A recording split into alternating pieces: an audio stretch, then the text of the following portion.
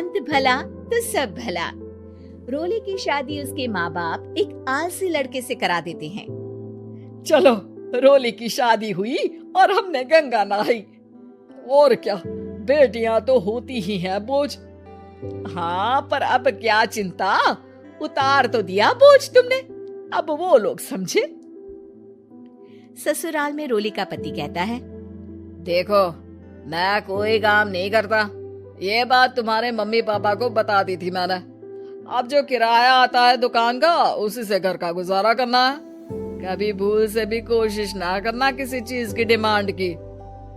क्या mummy papa को पता था कि आप कोई काम नहीं करते?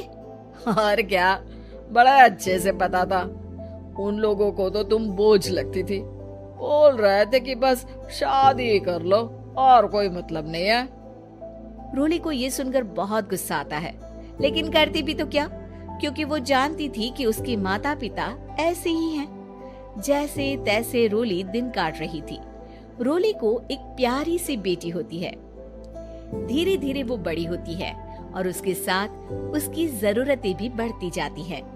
सुनिए जी, अब तो सिमी बड़ी हो रही है, उसका स्कूल में दाखिला कराना है। मैंने अब तक तो जैसे तैसे समय काट लिया, लेकिन मैं बच्ची की परवरिश में कोई कमी नहीं रखूंगी।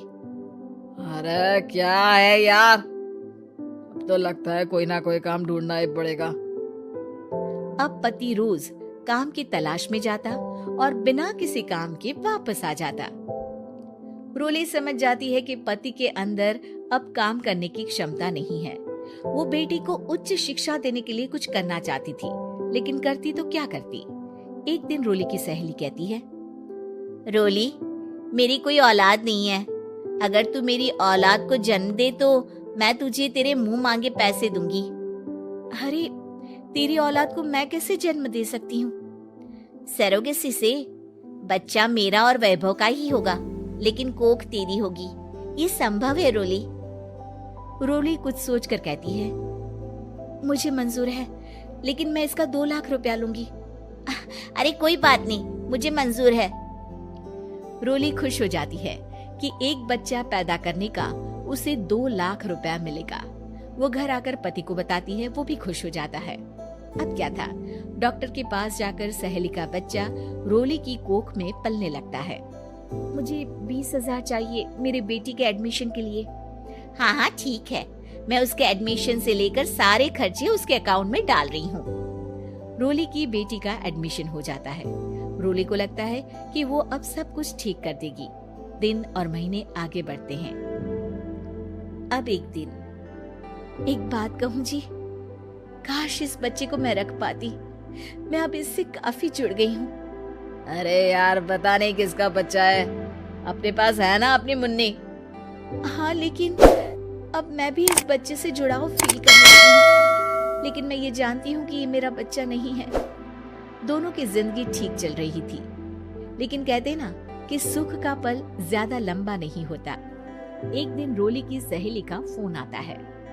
रोली, मुझे अब ये बच्चा नहीं चाहिए, मैं अपने पति को छोड़ रही हूँ। अरे लेकिन मुझे पैसों की जरूरत है, बच्चा तुम्हारा है, मैं क्या करूंगी? सहेली बिना कुछ बोले फोन काट देती है, फोन स्विच ऑफ कर देती है। लेकिन रोली के जीवन का तूफान यही नहीं रुकता। रोली, मैं इतना भार नहीं उठा सकता।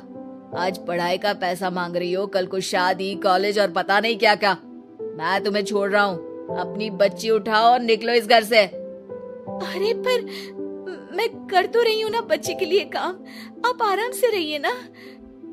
क्या काम कर रही हो? देख रहा हूँ मैं।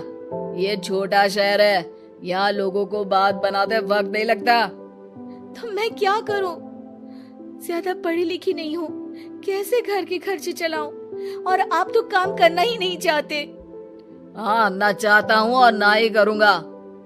रोली को पति की बात पर काफी गुस्सा आ जाता है। ठीक है, अगर मेरे जीवन में संघर्ष ही लिखा है तो वही सही। इस वक्त पति होने के नाते आपको मेरा साथ देना चाहिए था, लेकिन नहीं, आपने तो इस हाल में मुझे घर से बाहर निकालने की बात कह डाली। देखो, ये सारी फालतू की बातों के लिए वक्त नहीं है मेरे पास। रोली, जिसकी कोख में किसी और का बच्चा था और साथ छोटी सी बेटी, पति का घर छोड़कर रास्ते पर आ जाती है। रोली के पास मायके के सिवा दूसरा कोई रास्ता नहीं होता। अरे रोली कैसी है? कितने दिनों के लिए आई है? हमेशा के लिए माँ।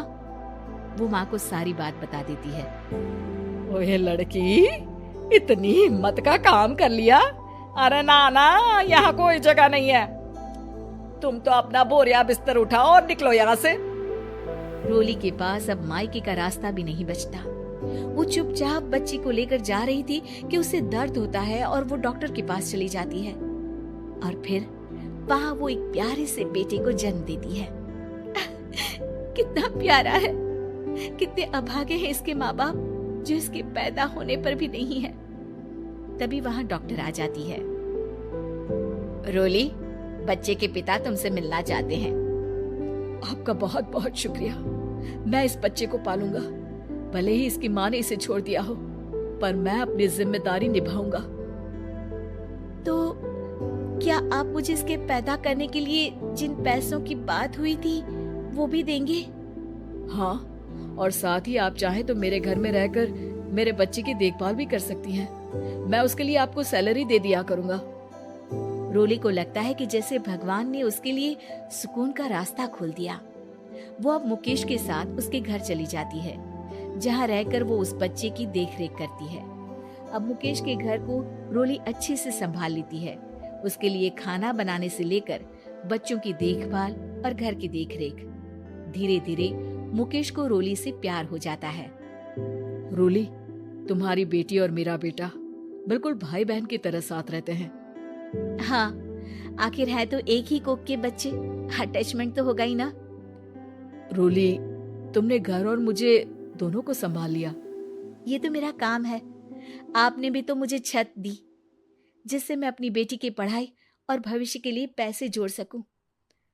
अब रोली, क्या तुम मुझसे शादी करोगी? अब मैं जानता हूँ तुम्हारी भी शादी कुछ खास अच्छी नहीं रही।